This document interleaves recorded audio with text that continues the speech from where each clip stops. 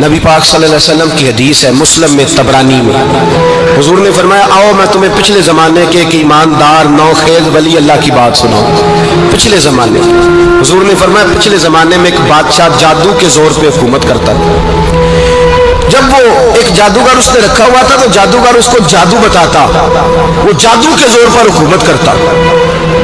جادوگر بوڑھا ہو گیا تو کہنے لگا بادشاہ کو نوجوان میرے پاس بھیج دے، اب میں بوڑھا ہو گیا ہوں میرا پتہ کوئی نہیں کب مر جاؤں۔ ایک نوجوان کی ڈیوٹی لگائی، بڑا زیرک سمجھدار اپنے رعایا میں سے چن کے جو ذہین فطرت مزاج بچہ تھا وہ اس نے لگایا۔ اللہ کے محبوب علیہ الصلوۃ والسلام فرماتے ہیں بچہ جادو سیکھنے لگا، وقت گزرنے لگا۔ بچہ جب جادو سیکھنے جاتا تو رستے میں ایک راہب بھی تھا جو انجیل جانتا تھا، وہ اللہ سکھاتا، لوگوں کو حضرت عیسیٰ علیہ السلام کی تعلیمات سے آگاہ کرتا۔ اس نے دیکھا کہ یہاں بھی لوگ کٹھے ہیں تو وہ بچہ اس راہب کے پاس بھی اٹھنے بیٹھنے لگا۔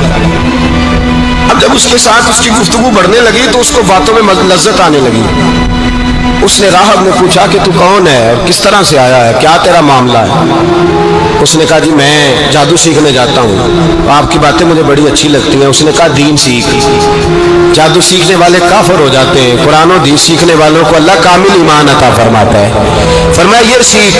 بچہ بیٹھنے لگا، اس کے پاس آنے لگا، باتیں دل میں گھر کرنے لگی۔ ایک وقت آیا کہ مسلمان ہو گیا، اور مسلمان کیسے ہوا؟ بچہ کہتا میں تجربہ کر کے ہوا، اب میں تھوڑا سا وقت جادوگر کے پاس بھی جاتا اور باقی سارا وقت وہاں بیٹھتا۔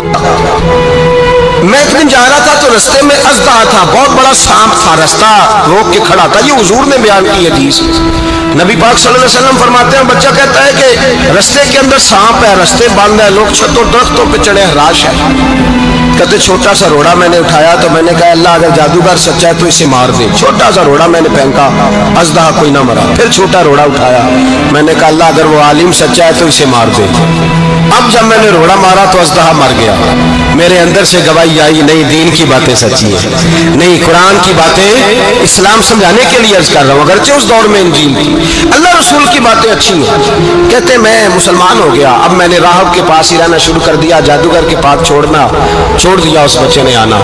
بادشاہ پوچھتا کہاں زیادہ وقت گزارتے ہو تو وہ بات گول کر دیتا، وقت تیزی سے بڑھنے لگا۔ اللہ نے اس نوجوان میں طاقت پیدا کر دی، اب وہ اس کے اندر نا اللہ نے توانائی روحانیت پیدا کر دی۔ یہ بھی جوان ہے، 14-15 سال عمر ہے۔ اللہ نے اب جو بیمار بھی آتا وہ دعا کرتا تو اللہ صحت عطا کر دیتا، جو بھی آتا۔ بادشاہ کا ایک درباری تھا، بادشاہ کو پنکھا جلتا تھا، وہ اندھا ہو گیا، کوئی ایسی تکلیف آئی کہ نابینا ہو گیا، بڑے علاج کرائے شفا نہیں ہوئی۔ کسی نے اس بچے کا پتہ بتایا کانوں میں، اس کے پاس گیا تو بچہ کہنے لگا شفا تو ہو جائے گی پر کلمہ پڑھنا پڑے گا، مسلمان ہونا پڑے گا، جس پیغمبر کا میں غلام ہوں تجھے بھی بننا پڑے گا، دین پہ عمل کرنا پڑے گا، اللہ شفا دیتا ہے۔ اس نے کہا تو مجھے کلمہ پڑھا، مجھے شفا دے، میں تیار ہوں۔ اس نے کہا شفا تو اللہ دیتا ہے۔ اس نے اللہ تبارک و تعالیٰ کا ذکر کر کے دعا مانگی، یہ مسلم شریف میں حدیث ہے، طبرانی میں موجود ہے۔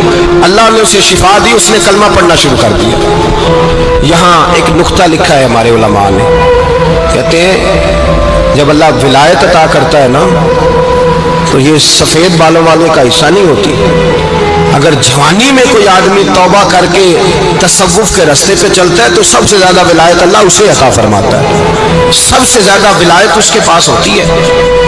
ابھی اس کے بال کالے ہیں، چڑھتی جوانی ہے، دعا کی تو اللہ نے، اور حدیث پاک میں موجود ہے کوڑے آتے تو شفا یاب ہو جاتے، اندھے آتے تو شفا یاب، برس والے آتے تو اللہ سے دے۔ جوان ہے، بادشاہ کے پاس وہ واپس گیا، وہ جو آدمی جس کی آنکھیں ٹھیک ہوئی تھی، بادشاہ نے پوچھا کہ کیسے شفا ملی تو کہنے لگا میرے رب نے شفا دی۔ بادشاہ سجدے کراتا تھا، اپنے آپ کو منواتا تھا معاذ اللہ، کہنے لگا میرے علاوہ کون رب ہے؟ اس نے کہا وہی رب ہے جس نے تجھے پیدا کیا ہے، اور وہی رب ہے جس نے مجھے اندھے کو آنکھیں دی ہیں، وہی ہے میرا مالک۔ کہا اچھا تو مجھے نہیں مانتا؟ کہا نہیں میں اپنے رب کو مانتا ہوں۔ بادشاہ نے اسے سزا دی، ستایا، اس نے بچے کا پتہ بتایا، پھر بچے کو بلا کے ستایا تو اس راہب کا پتہ بتایا، راہب بھی قتل ہو گیا، نابینا بھی قتل ہو گیا۔ بادشاہ نے کہا سپاہیوں سے اس بچے کو لے جاؤ اور پہاڑ کی چوٹی پہ جا کے نیچے پھینکو تاکہ مر جائے۔ بچہ پہاڑ کی چوٹی پہ گیا تو ہاتھ اٹھا کے کہنے لگا یا اللہ میرے لیے نہیں اپنے لیے، میرے لیے نہیں اپنے لیے انہیں اپنی قدرت کے جلوے دکھا، میرے لیے نہیں۔ اللہ کے بندے اپنی جان بچانے کی دعائیں نہیں مانگتے، اپنے لیے انہیں اپنی قدرت کے جلوے دکھا، یہ دعا مانگی۔ جتنے لوگ ساتھ آئے تھے وہ سارے زمین پہ گرے اور سب مر گئے۔